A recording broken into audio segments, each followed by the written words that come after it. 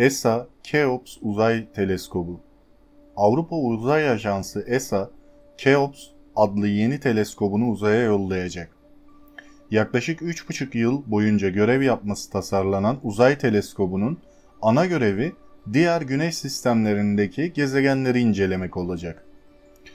Adı Characterizing Exoplanet Satellite'ın kısaltılmış halinden gelen Keops, bugün Fransız Guyana'sındaki uzay üssünden fırlatılması planlanıyordu. Ancak teleskobu taşıyacak Soyuz Fregat roketindeki yazılım hatası nedeniyle fırlatma işlemi ertelendi. Teknik arıza giderilirse fırlatma işlemi yapılacak. Keops'un görevi ne? İsviçre'nin liderliğindeki ESA üyesi 11 ülkenin girişimiyle yaratılan Keops, keşfedilen farklı güneş sistemlerindeki 4000'den fazla farklı öte gezegenden birkaç yüzüne odaklanacak. Yani öte gezegenler keşfetmektense halihazırda keşfedilmişleri daha iyi anlamaya uğraşacak. Dünyanın yörüngesine yerleştikten sonra özellikle parlak yıldızlara odaklanması planlanan teleskop, bu yıldızların çevresinde dönen öte gezegenlerin boyutlarını tespit etmeye çalışacak. Bu öte gezegenlerin atmosferleri olup olmadığını belirlemek için kütleleri ve yarıçapları analiz edilecek. Teleskobun bulunduğu uydu, Dünya'nın yaklaşık 800 kilometre üstünde, bir kutuptan diğerine doğru ilerleyen bir yörüngede hareket edecek. Independent Türkçe'de yer alan habere göre, keşfedilen öte gezegenlerin çoğu yıldızlarının çevresinde dönerken uyguladıkları ve astronomların yerçekimsel ya da yalpalama adını verdikleri bir olgunun gözlemlenmesiyle keşfedildi. Bu yöntem astronomlara gezegenlerin kütlesini hesaplamalarını sağlasa da gezegenlerin doğası ya da bileşenleri hakkında bir fikir vermiyordu. Ama Keops bu gezegenlerin önlerinden geçtiği sırada yıldızlarının parlaklığında oluşan ufak kısılmaları gözleyerek kesin ölçümlerde bulunacak. Yalpalamayla birlikte bu verilerin de toplanması, astronomların bu gezegenlerin yoğunluklarını hesaplamasını ve Dünya gibi kayalık mı yoksa gaz bulutlarından mı oluştuklarını anlamasını sağlayacak. Associated Press'e konuşan Nobel ödüllü İsviçreli astronom Didier Queloz, teleskobun temel amacının Dünya'ya benzeyen yaşam barındıran bir gezegen olasılığını tespit etmek olduğunu belirtti. Queloz, "Biz çok sayıdaki gezegen sisteminden biriyiz. Bu evrendeki yerimiz ve bu yeri anlamak hakkında onların orada olduğundan başka hiçbir şey bilmiyoruz," dedi. Her şey yolunda giderse teleskop Dünya'nın yaklaşık 800 kilometre üstünde bir kutbundan diğerine doğru ilerleyen bir yörüngede bulunacak. Öte gezegen araştırmaları nasıl ilerliyor? 1990'lardan bu yana çeşitli teknikler kullanılarak yaklaşık 4500 öte gezegen keşfedildi.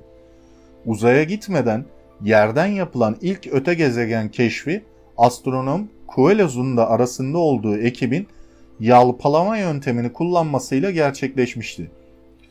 ABD yapımı Kepler ve TESS uzay teleskopları uzak dünyaları arayış konusunda büyük katkılar sunsa da hala yeryüzündeki arayışlar bu çabalarda kritik rol oynuyor. Keops teleskobu yüksek hassasiyetli merceklerle donatıldı. Keops teleskobu üzerinde bulunan yüksek hassasiyetli mercekler sayesinde bu gezegenlerin boyutlarını en fazla %10 hata payı ile saptayacak. Hedefinde Dünya benzeri olan gezegenler ve ondan 6 kat büyüklüğünde dev öte gezegenler de var. Uzak yıldızların çevresinde dönen gezegenlerin varlığı, kendi güneşlerinin önünden geçtikleri esnada az da olsa ışığı kesmeleri ve çekim yasaları gereği meydana gelen yalpalamalar sayesinde anlaşılabiliyor.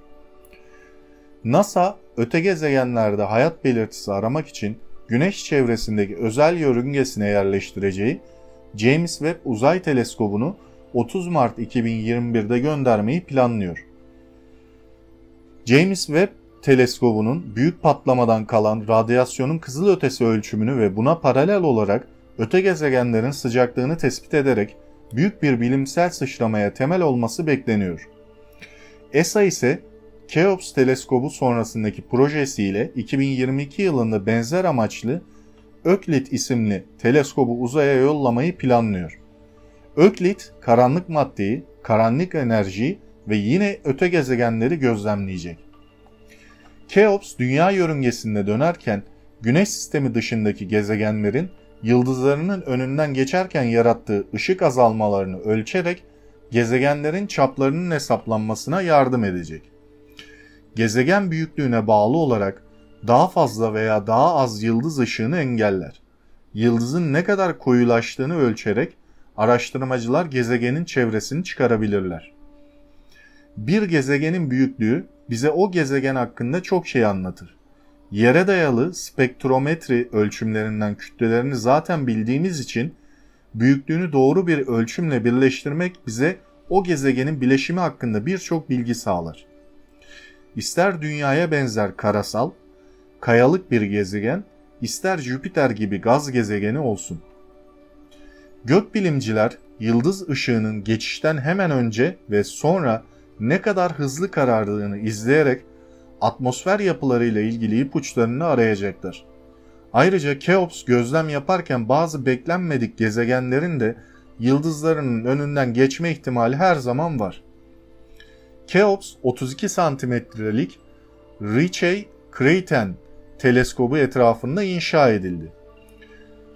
Ayrıca güçlü bir fotometre ve güneş kalkanı da dahil birçok ekipmana sahip. Uzay aracı ayrıca okul çocukları tarafından yapılan minyatür çizimlerle kaplanmış 2 titanyum levha ile süslenmiştir.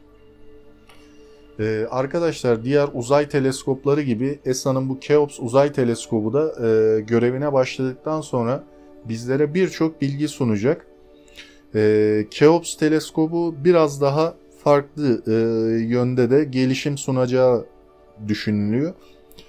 Ayrıyeten NASA'nın yine fırlatabilirlerse ki James Webb Uzay Teleskobu da Hubble'daki görünen bazı galaksi ve yıldızlarla ilgili bazı bileşenler ve fotoğrafların James Webb Teleskobu'nda daha net fotoğraflar elde edileceğine dair bilgiler var.